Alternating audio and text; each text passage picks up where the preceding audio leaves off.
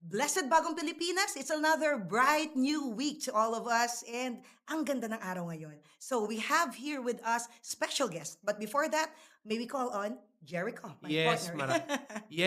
maraming salamat, Sis Cherry 'no, magandang bagong Pilipinas sa ating lahat. Marami na naman tayong pag-uusapang this week and siyempre i-update natin tayo ano bang ginagawa ulit ng Blessed Movement sa iba't ibang mga area at iba't ibang mga part ng ating lipunan. Yes, at saka bago 'tong set natin ano, nakikita mo ba? So, ibang-iba pero parang may nakikita akong pink na naka-pink sa likod ko at naka-red kayo diyan. Parang nag-usap tayo, kakanta ba tayo ng mga guest natin? Hindi naman siguro. So, may we call on our special guest for today. Lagi kayong naso-surprise sa kanya. Kasi siya yung chairman, of course. Lagi ko sinasabi, ang promotor, ang pasimuno ng Blessed Movement. Sino pa? Yes. Si Chairman Herbert Herbert Antonio Antonio Martinez. Martinez. Good morning, good morning. Parang lagi na lang ako special guest dito eh. Ako rin yung laging nandito. Chairman, kakanta ka na sa Ah, susunod, ah. Hindi naka-pink ako. Alam mo idol ko talaga yung ating mahal na presidente. Mahilig din sa pink kasi yun. Oo nga, para tayo nag-usap, ano. Okay, good Oh, morning. good morning, no? Bago natin simulan, no, we would like to invite everyone.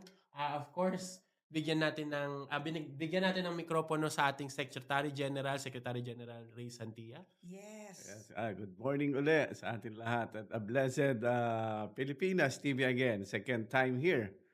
Wow, oo nga na-miss namin Second kayo time. nung recently. Gusto namin nandun kayo palagi, Sir Ray, kasi marami kaming, malalaman tungkol dito sa Blessed Movement. Marami nagtatanong na halos kayong dalawa ni Chairman ang mas mabilis na makakasagot nito. Kasi nga kayo po ang, nag-conceptualize at ngayon sa implementasyon ay, mas maganda na nabibigyang liwanag ito para sa ating mga miyembro ng Blessed Movement. So now, greetings first. Yes, bago natin simulan, no, we would like to inform everybody to like our Facebook page, ang Blessed Movement, no? And of course, ang YouTube channel natin, ang Blessed Filipinas TV.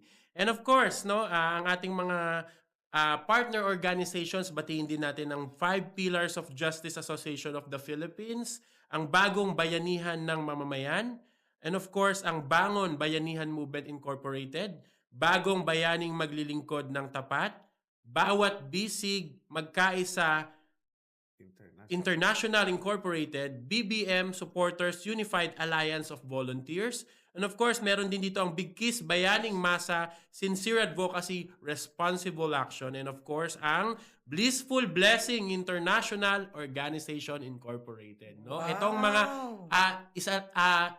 numbers lang, no, ilan lang sa mga parallel or ang partner organization ng Blessed Movement. Alright. Meron din ba kayo diyan na Sir Ray, baka meron kayong, babatiin o maya-maya na ng konti? Mamaya-maya na siguro Oo, kasi pero madami ako to. bibigyan linaw ko lang, yung Sikap po na sama-samang ilaw ng Kapulisan Inc., may parang kapangalan kasi Sikap maraming ganyan, eh, 'no? Ito iba po yung sama-samang ilaw ng Kapulisan. Ito naman po ay yung mga ilaw ng tahanan po ng ating mga police officers na pinamumunuan po ng inyong lingkod at of course, nasa under yan ng Blessed Movement.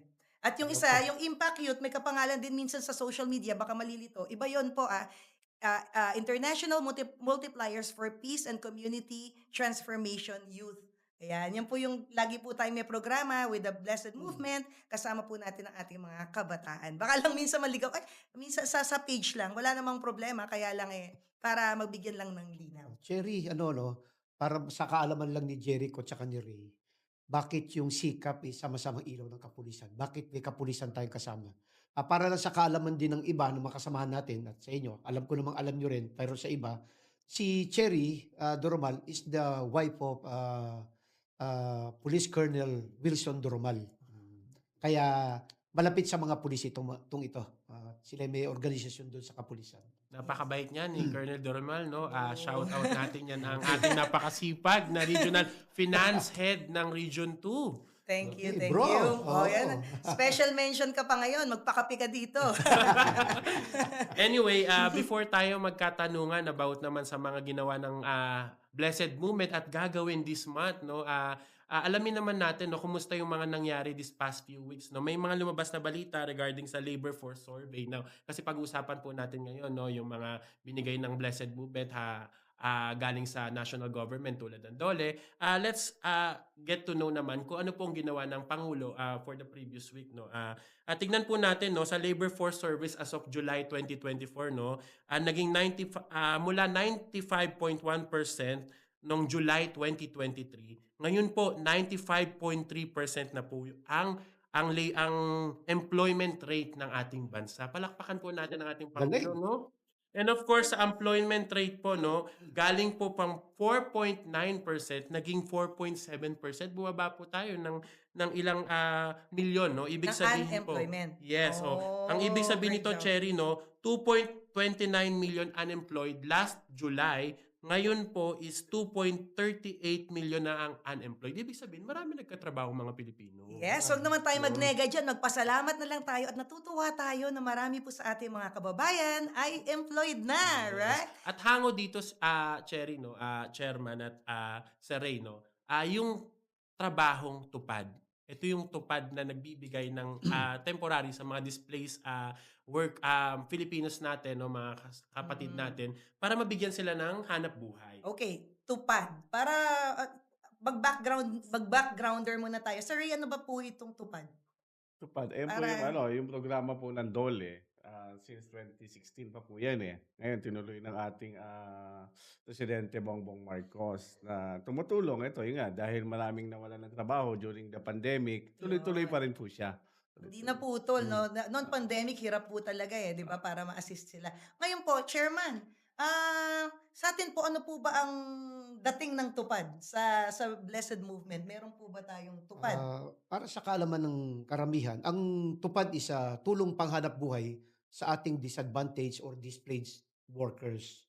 So, yan po ay binibigay ng DOLE at tayo mapalad na nabigyan ng ating mahal na Pangulo na mabigyan tayo ng 500 beneficiary monthly. So, ito po ay hinati-hati natin sa ating mga partners organizations at nagpapasalamat po kami at nakadalawang batch na po tayo ngayon. Wow, Ah, thank you. Itong second batch ay katatapos lamang ng ating second batch. So, inaasahan natin yan sa mga susunod na linggo na ito ay magbibigay naman para uli sa third batch ang DOLE para sa ating, may pamahagi naman natin sa ating mga partners organizations. Usually po ba sa tupad, ano ba yung ginagawa nilang activities? Ilang araw po yan? Sa tupad kasi, it's 12 days Yung sa atin. work 3 times a week. Yun ay sumasahod sila sa minimum wage pero 12 araw lang ang ipagtatrabaho nila sa loob ng isang buwan. Pinaproseso yan, nagkakaroon ng mga profiling at saka orientations para sa mga beneficiary. At alam mo, nakakatuwa, yung mga naglilinis diyan, naka-insured sila. Once na sila ay mabigyan ng ma-profile sila na sila ay qualified, bibigyan sila ng ID, pipirma ng kontrata at may insurance doon. Insured sila habang sila ay nagtatrabaho sa loob ng 12 araw ng kanilang trabaho. Dagdagan ko lang yung chairman. No? Actually, yung insurance, during lang sila habang nagtatrabaho. Yeah, Yung siya. parang working insurance lang nila. No? At the same time, it's above minimum. Kung ako tatanungin, no? Kasi it's only 4 hours eh. Ang minimum nila na nagtatrabaho per day. So, Sa sumasahod- city, sa atin po, sa paano NCR. ginagawa? So that is only 4 hours per day in 3 days. So in 12 days, parang sumasahod sila ng more than 1,200 per day. Correct. Kasi kalahating araw lang talaga sila nagtatrabaho. Kaya ang laking tulong sa kanila. At saka masabi ko rin lang na ito bakit tayo sa NCR lang nakapokus dito sa tupad ng Yes. Bagong Pilipinas. Kasi yan ang programa ng ating mahal na unang ginang Lisa Araneta Marcos na wala nang pumunta makarating sa Ilog Pasig ng mga basura. So doon pa lang sa mga Estero Creek nililinis na para mapanatili nating malinis ang pagdaloy ng mga tubig at baha doon sa Ilog Pasig. Maganda din nating topic sa susunod yan, ang mga baha, environmental concerns. Talagang marami tayong pwedeng pag-usapan dito sa programa natin. Yes, tama po. At sumusuporta po tayo, of course, sa ating First Lady dun sa kanyang programang ito, 'di ba? Sa ating Blessed Movement network. Not only that, kasi may nakita ako minsan nagtatanim din sila. Medyo may ganun akong ano eh. Minsan may nakita lang naman ako, nabasa ko lang, pero hindi ko talaga nakita in actual na nagtatanim din. And gusto ko na din manawagan. Ito personal ko po ito. Okay. Even during the pandemic and pre-pandemic, sinasabi na natin to, malay mo, madinig tayo through this program, yung pinapropose nating Green Barangay, Green Barangays, hopefully ordinance. Yung bang magtanim po tayo encourage natin yung mga barangay natin magtanim. Halimbawa, tinuturo ko nga yan kahit sa social media, magkangkong, iganon mo lang, tutubo yung kangkong. Walang magugutom eh. Ilagay mo lang kahit wala kang lupa, yung Back, ano lang, backyard farming. opo, kahit nga po yung ano lang, yung lata-lata na recycled, no? Sabihin mo, wala kaming lupa, mahirap ako, wala akong lupa. Oh, so what? Ilagay mo doon, may kangkong ka na. Meron ka ng talbos ng kamote, whatever, o yung mga herbs, di ba po? Ngayon, yung parang sinasabi natin, sana ma-encourage pati yung mga chairman, yung mga kapitan, Tama. di ba yung mga bakanting lote sa barangay? Lagyan mo yan ng mga makakain, yung mga edible na di ba, na mga greens. Alam mo ba, Cherry, no, dito sa usapang ito, no, na since nabanggit ni Cherry yung backyard farming, no, and in connection with the displaced workers, no, according kasi sa isang study, no, sa statistics, ang Pilipino daw, hindi naman daw sila mahirap, lalo na sa probinsya, kapag meron ka ng sariling tukaan, may sarili kang babuyan, may sarili kang taniman, pero ang tingin kasi ng mga taga Manila, mga nasa city level, para kasi silang mahirap. Pero sa totoong buhay po, realistic, pag inano po sa study yan, di nag-include sila sa study, they're not Mas poor. nakakakain sila Sila sa yung Mas maginhawa. kalsada. nakakain Oo. sila. Mas relax pa ang buhay nila kasi nandyan lang kukunin nilang mga pagkain, Correct, nandyan na correct. kagad. You know? And that's a very good advocacy. Nasa kanila yung totoong food security, no? Oo. Hala, yan na naman, yung malalim na food security, meron tayong ganyang programa. Chairman, paki-segue nga po sa ating agriculture, food security, mga cooperative, sama-sama na po dahil Yes, limited time tayo. ang inyong abang lingkod ay merong system, the marketplace. Yung mga farmers, to avoid the traders, dahil alam naman natin na kumikita yung mga traders yan, meron tayong marketplace na doon nila ipinopost yung kanilang itinanim pa lang, ipinopost na nila at pagka harvest time, yung mga end user na ang bumibili. Tayo ay mayroong ah, agreement sa HORESCA, yung Hotel, Restaurant and Catering Organization. Wow. Yes, oo. Sa mga members natin, especially sa Blessed Movement, no, open na po ang Blessed Market natin sa Facebook page natin. Anyone po na gustong pa-market ng mga products nila, pwede po natin i-post dito sa Facebook page natin, no, with our reach na over 100,000 po. No. I hope na maraming makakita niyan and of course, marami tayong magiging customer dito. Yung nabanggit natin ni Vice Frank Resma na app natin, malapit na nating i-launch yan. Yay. So, yun, kasama-sama yun doon, pati yung pagiging patrollers ng report ng mga ating parallel sa Excited bawat ako area dyan. nila, kung ano Naku, yung kanilang ganda niyan. best practices nila doon, katulad nung mga partners organization natin na walang tigil sa feeding program na ginagawa nila sa iba't ibang activities. At tayo, nung nakaraan, hindi ba, nagkaroon tayo ng inductions of officers ng mga taga Laguna para doon sa High Hope Goals for everybody. yes, partners organization natin. So yun lang, marami tayo walang tigil ang ating sa dami ng partners organization natin, marami silang activities na hindi natin na-picture pa. So sa darating na araw, may picture natin 'yan. Wow, si Sir Ray, may sasabihin po Yan, yan. actually, bago ko sabihin yan, babati rin ako, Kuya Josh, kasi Wala eh. No? magpapaalam yung ibang partners natin, no? Batiin ko yung wanted bagong bayaning maglilingkod. At ang We Love Marcos Global, ang BBM Kaberks, ang Great Nation Philippines, Solid North, Luzon and Mindanao, Blessed Sandigan ng Bayanihan Federal Group, Help Action Movement, ito siyempre ito, Ate Che, SICAP, no? tsaka yung Impact Youth. So batiin ko rin yung Rock Rose Riders Club at tsaka Pasig Islamic Society. So napakarami po naming organization na yan. Yes, sama ko na din si Ilan pa Impact lang yan? Riders. At natatandaan yung Impact Riders, yung mahabang ano nun? Nung unang Oo. ah, Andiyan pa din sila buhay na buhay. Ating mga kasama po. Ayan, so tuloy ko natin, Cheno. Yung marketplace na sinasabi ni Kuya Diyos, actually tuloy-tuloy na yan, Chairman. Papaalam ko sa iyo nga talaga ngayon na meron na tayong pinakamalaking supplier ng saging. Yung saging queen, nandito pala sa Pilipinas. So Anong klaseng nakakilala saging ko na po siya. yun? Anong saging So po pwede na siya. Sabi ko Yung ng pinakamura, yung let's say for example, sa mall, nabibili mo sa supermarket yung saging Anong na saba. variety po yung saba. saba. Pero ito yung Davao. Kumbaga yung tinatawag na golden kasaba na nabibili sa mall or supermarket na 65 pesos. Pero sa member natin, hulaan nyo kung magkano. Kalahati. Oh 30? my! Ang maganda doon, may pondo pa yung magiging kooperatiba natin. Wow! Ang Kasi- ganda-ganda naman yan. Ito yung talagang bababa na yung presyo. So, mauuna na to sa bigas.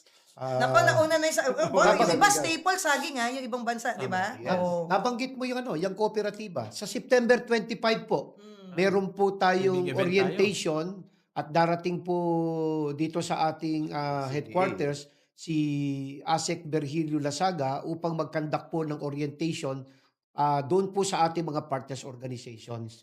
Ano pong aasahan nila dyan, Chairman? Doon, tuturuan sila kung paano makabuo ng isang cooperative. At kapag Ganda. ikaw ay accredited na cooperative na, di-design nila kung ano ang gusto nyong maging produkto at ikaw ay bibigyan ng pondo.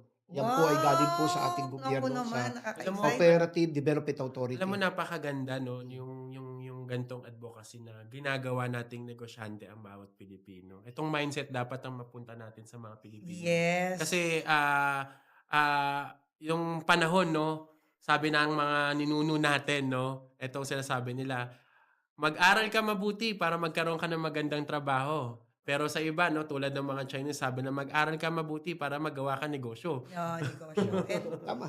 Tama yan.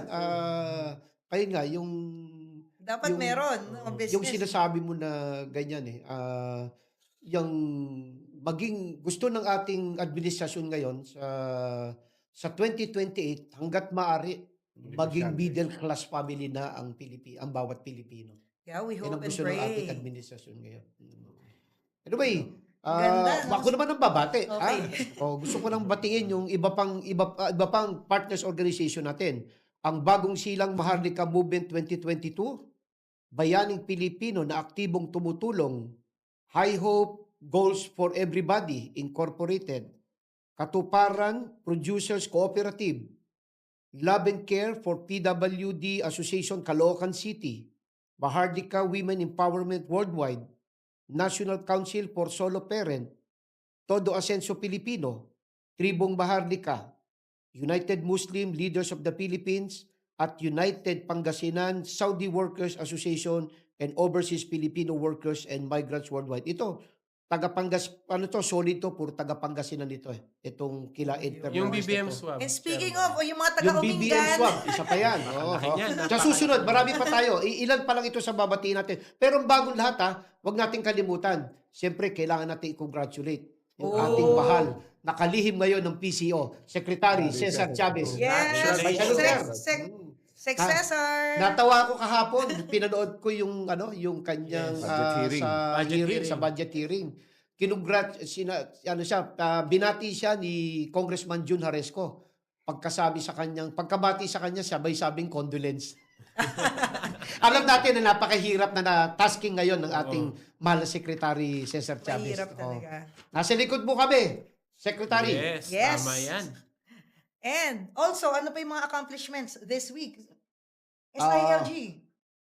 Oo. Yung pa pala isa, gusto rin nating batiin at purihin ang DILG sa pamumuno ng ating mahal na Secretary Benhur Abalos sa dalawang magkasunod na accomplishment. Ang madakip, ang si Wawaping, aka Alice Go, and siyempre si Pastor Kibuloy.